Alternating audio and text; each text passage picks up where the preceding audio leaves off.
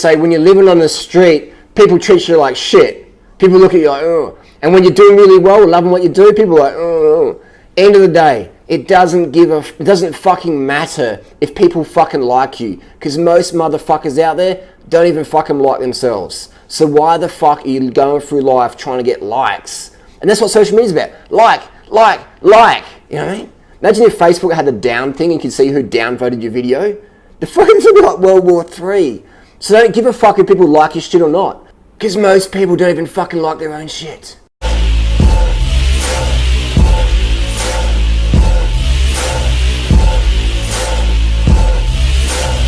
Santa Cruz banana slugs here. Banana slugs using a Rode mic, a lapel mic. Got given this shirt at Sea Otter. I get given shirts all the time now. I remember the $1 billion question is, if you were given $1 billion tomorrow, what the fuck would you do? What the fuck would I do? I'd go out and buy Arnold Schwarzenegger's motherfucking Bugatti. And I saw Arnold Schwarzenegger a few weeks ago in Brentwood, and he's smoking a cigar and he had his massive steroid head and he's driving his Bugatti down the road. I would buy a Schwarzenegger's Bugatti and I would fucking stick about 1,000, I'd rivet them on there, rivets into that fucking Bugatti about 1,000 plastic bananas, spotty ripe bananas. And I would fucking drive that motherfucking car around and just throw out organic bananas all the time and just troll it fucking hard. And I put it all on YouTube.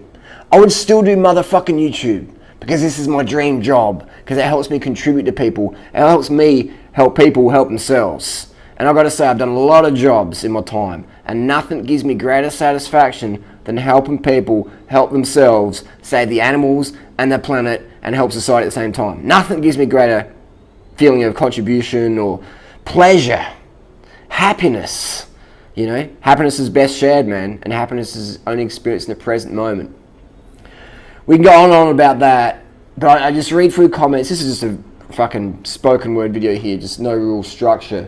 But I see these comments. I said in the last video, $1,000 is fuck all for me now. People are like, $1,000 is a lot for me. And I'm like, what the fuck are you doing sitting on the internet, watching my videos, and posting a negative comment like that? Like, don't you fucking take action? Haven't you read my fucking ebook? Even if you don't even fucking read my ebook. Like, you can make fucking YouTube videos, bro. I can get any motherfucker off the street and have them earning fucking relative bank in any country they're at. But most motherfuckers don't want to do it because they're like, oh, and that's cool. But don't say you can't do it. Just say, I don't want to motherfucking do it. In 1995, and getting back to the t-shirts, I get given t-shirts all the time. And there was one point in my life where literally all I owned, all I had in my possession was literally clothes on my back. And let's get that story. In 1995, my mum kicked me out of home. I was 17 years old, just a brat, into graffiti and fucking doing all sorts of crazy shit. And so my mum said, look, if you're not going to fucking obey by the fucking rules of the house, then fuck off. I'll have a restraining order on your ass and you won't be coming back. And so I thought, fuck off, mum, let me in. She's like, no. And the cops come. So I had to fucking jump the fence, getting chased by cops. They didn't catch me because I was, you know, you learn not to get caught by the cops. But anyway, so I had a restraining order on myself and I had nowhere to sleep. I had no money. I wasn't even on welfare at the time. So I had no money, no food, nothing. So I had to sleep outdoors. And I remember that first night sleeping, I ran pretty far from the cops and just jumping fences, just fencing it all the way. And then eventually found myself in like a reed bed. It was called the Reeds. This is back in Manila, Happy Valley in the 90s, if you're familiar. You wouldn't know. You know what I'm talking about, do you? Anyway, so I'm in the fucking Reeds camping out and it's fucking cold as fuck. You know, it's probably not that cold. Not if you're from Canada or whatever. But it was fucking cold and I was shivering. I couldn't even sleep. I was so cold. That's how fucking cold it was. I couldn't sleep. But I remember sitting there thinking, sort of crying myself, oh, this is fuck. And then suddenly my voice said, well, fucker, you ain't in fucking Cambodia or whatever country it was back in my head back then. And you're not going to die. There's no bombs dropping. So if you really got that tough, and I was sort of crying, and then I was like, fuck off, like, I got it tough. And then my other voice was going, do you really? Do you really? You little fucking softy? You know, and so I had this little internal battle in my head. I think that was the first time in my life I really, you know, I suddenly get it. I was like, well, I'm sort of making my destiny, aren't I? I'm making my motherfucking destiny. And so I thought, well, I need a place to stay because staying out cold, it's just too cold to sleep. So I found myself in a homeless shelter. And then, actually, I had a bag of stuff. No, I didn't. Let me think.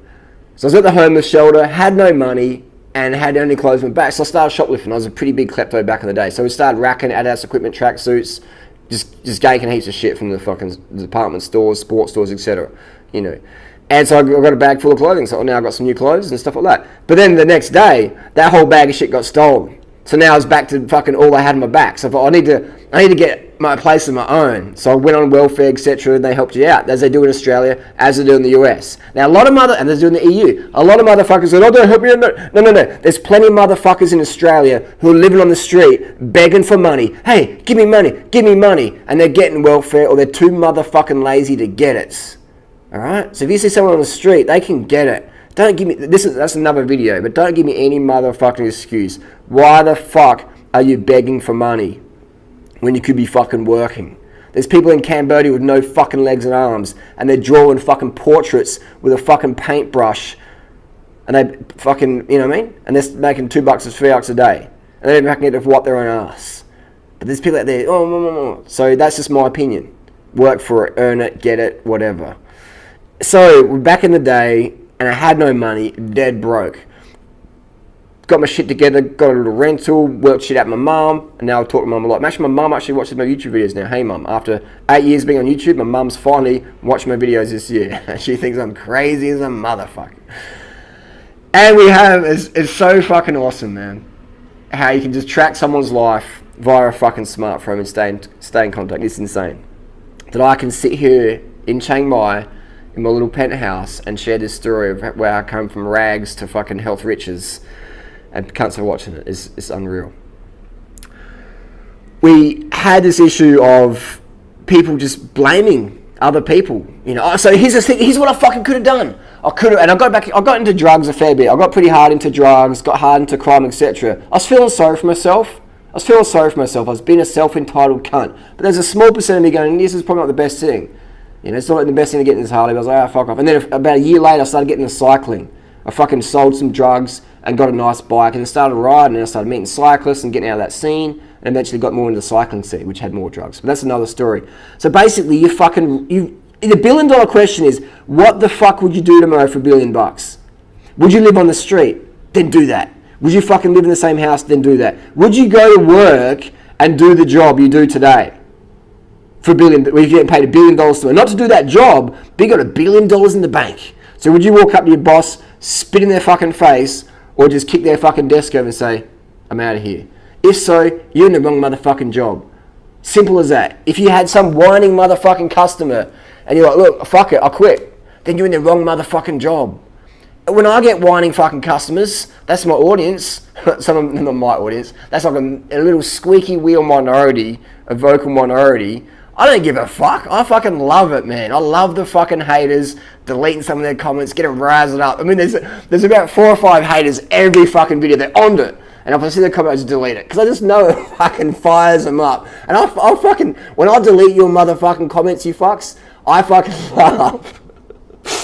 You know what I mean? I don't like, oh my God, you wrote something bad about me. That's how, I'm just like, delete all your hard works for nothing. You poor lonely fucks. I don't hate you. I feel sorry for you, but it is fun to delete your comments. So leave more hate comments down below. Give this video a dislike. Write some shit on my Ferrari videos, whatever. It ain't gonna stop. Delete my channel. I'll fucking pop up a new one tomorrow. That's the thing. You can't delete someone from the fucking internet. They're here forever. Alright? Even if you go and fucking shoot me, you've got fucking thousands of videos up. They're always gonna be around. Someone will fucking upload something. So you just got to do what you want to do, mate. It's the $1 billion question. Some people ask the question, $1 billion, what would you do? Some people are like, well, I don't know. And that's good. That's good that you don't know. Because now you know, you need to motherfucking know. You can't live another motherfucking day in your life without knowing what your life purpose is. You got to write down some purpose, and you got to fucking live that daily. And that may change. That may change. My fucking life purpose of helping people help themselves get fit and healthy, and at the same time saving the animals and the planet, that may change in the future. I doubt it, but it may change. But by having that flexibility, you can start work today. But a lot of people sit around, you know, hesitating and masturbating through life, looking, you know, and they sort of use that as an excuse not to take action. Well, I'm not too sure. So be careful that you don't get that, and I did that as well, that rut. It was like, oh, I'm not too sure. But you're just buying time. You're idling. Put your motherfucking life in gear, 6-speed fucking gearbox, and fucking start shifting up through the gears, getting some revs, getting some momentum, and carbon the fuck up, and sleeping the fuck up, and hydrating the fuck up. Sleep, water, sugar, motherfuckers, and getting that done. Because when you're carbed up, hydrated up, early nights, you're a motherfucking force. And that's what I believe, conspiracy theories, whatever the fuck you want to say. All this low carb bullshit out there, late night TV, giving kids fucking Kylie Jenner distractions. That's don't drink too much water because you got to fucking pull down your fucking $1,000 jeans and fucking step out of your hip, just go to the toilet. Oh, you wouldn't need another toilet break? What do you know? I can't do that. It's a bit. No, have a cigarette. You go and take a cigarette. I need to take another wee. Oh, why? You roll up ladder. All this bullshit is out there to distract people from living their life purpose. And those who know their life purpose won't have enough fucking energy because they're in debt getting corralled around to buy more bullshit they don't even fucking need. Think about it. Think about how many motherfuckers out there are busting their fucking back to buy shit that doesn't even fucking really matter at the end of the day. And those people who design those things, or the fucking, like the Kylie Jenner lifestyle, set the handbag basics, they're not even fucking happy. You think Kylie Jenner's fucking happy? She looks depressed as fuck. She looks washed out as fuck. She looks so fucking bored. She's got the 1,000-yard stare in a Snapchat fucking whatever. She's just like bored as fuck. Justin Bieber also looks bored as fuck. He looks so washed out. He's fucking off his nut every fucking day. That motherfucker, both of them, I guarantee you, are addicted to some prescription med or soon will be. Especially Biebs, man. He looks washed the fuck out. All the money, all the fame that you could ever want. Happy? No motherfucking way. So all these people are trying to chase that lifestyle and just working in jobs they hate to chase something that's impossible to have. And it's not even worth having. And that's guaranteed a bankrupt life. A life of mental and emotional bankruptcy where you never really feel connected to anyone. Because you're like, well, that's my competition. I've got to like stop on them, or I can't give them my secrets because they might, like, what the fuck? Here's the difference, man. I don't give a fuck if I'm dead broke, sued. I wouldn't give a fuck if Kayla Itziens and Toby, those crew, they got the fucking best lawyers in the world and sued my ass a million fucking times and bankrupted me for fucking life. I wouldn't give a fuck. As long as every day I get to wake up and help people help themselves. That's all I give a fuck about. So the $1 billion question, what the fuck would you do tomorrow for $1 billion? No, what the fuck would you do tomorrow if you had $1 billion?